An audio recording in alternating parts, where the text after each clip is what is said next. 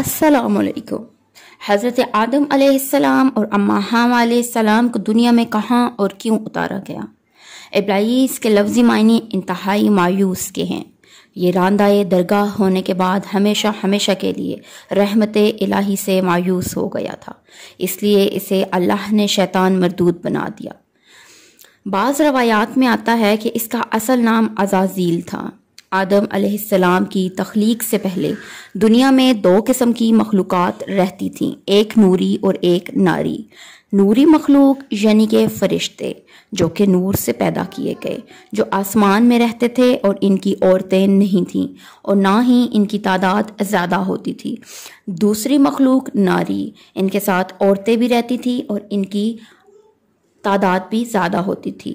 नूरी मखलूक जिसे नूर से बनाया गया और नारी मखलूक जिसे आग के भड़कते शोले से पैदा किया गया, और वो जिन थे। असल में इब्लीस इन जिनों में से था, मगर मुसलसल इबादत और रियाजत की वजह से अल्लाह ने उसे मुकर्रबीन ख़ास रखा हुआ था। लेकिन जब उसने आदम अलैहिस्सलाम को सजदा करने से इनकार किया तो अल्लाह ने इसे रांदाए दरगाह कर दिया, और इसके बाद वो अल्लाह के सीधे रास्तों पर खुदा के बंदों को भड़काने के लिए बैठ गया। और सबसे पहली चाल जो शैतान मरदूद ने चली वो हमारे बाप सैयदना हज़रत आदम अलैहिस्सलाम के साथ चली।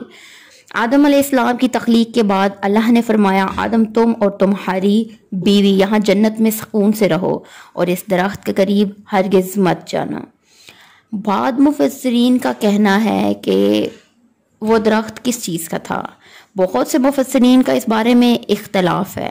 बाज़ का कहना है कि वो दरख्त अंगूर का था, बाज़ का कहना है कि वो गंदम, खजूर या अंजीर का था।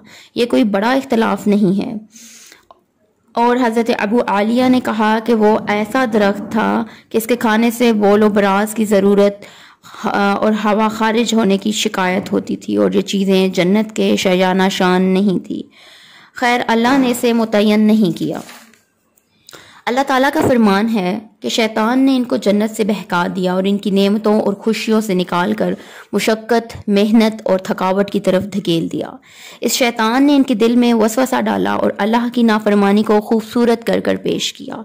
मतलब कि ये वो पहली चाल थी जो शैतान ने आदम अलैहिस्सलाम और अम्मा हव्वा अलैहिस्सलाम को बहकाने के लिए की थी। सूरह अराफ आयत नंबर 20 में अल्लाह फरमाता है, इसका मतलब ये है कि शैतान ने हज़रत आदम अलैहिस्सलाम और हव्वा अलैहिस्सलाम से कहा कि अल्लाह ने तुमको इस दरख्त का फल खाने से सिर्फ इसलिए मना किया है कि इसका फल खाने से तुम फरिश्ते बन जाओगे या हमेशा हमेशा इसी में रहोगे, और तुम्हारे लिए अल्लाह को ये चीज़ पसंद नहीं है। और इनके सामने कस्में उठा उठा कर इनको यकीन दिलाया कि मैं तुम्हारा पक्का और सच्चा खैर हुआ हूँ।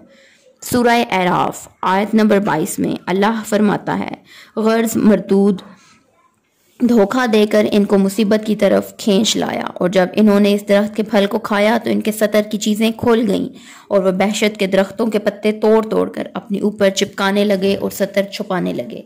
हाफिज़ इब्न असाकर रहमतुल्लाह ने बसन अबी बिन काब रहमतुल्लाह अलैह से रवायत नकल की है कि जनाब रसूलुल्लाह सल्लल्लाहु अलैहि वसल्लम ने फरमाया, तुम्हारा बाप आदम खजूर के लंबे दरख्त की तरह 60 हाथ लंबा, बहुत ज़्यादा बालों वाला और अपने सतर को छुपाने वाला था, और जब जन्नत में गलती का मर्तकब हुआ तो इसकी शर्मगाह भी ज़ाहिर हो गई, तो वह जन्नत से निकले और एक दरख्त आपके सामने आया, आग की पेशानी के बाल पकड़ लिए और अल्लाह ने आदम अलैहिस्सलाम को पुकारा कि ऐ आदम, मुझसे भाग रहे हो?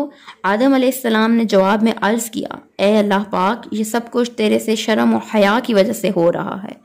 तो फिर अल्लाह ने सबको ये हुक्म दिया कि वो जन्नत से निकल जाएं। जन्नत से निकाले जाने पर आदम अलैहिस्सलाम 70 साल तक रोए। जुम्मा के दिन ही आदम अलैहिस्सलाम की पैदाइश हुई और जुम्मा के दिन ही जन्नत में दाखिल हुए और जुम्मा के दिन ही जन्नत से निकाले गए, और इसी दिन क़यामत वाक़या होगी।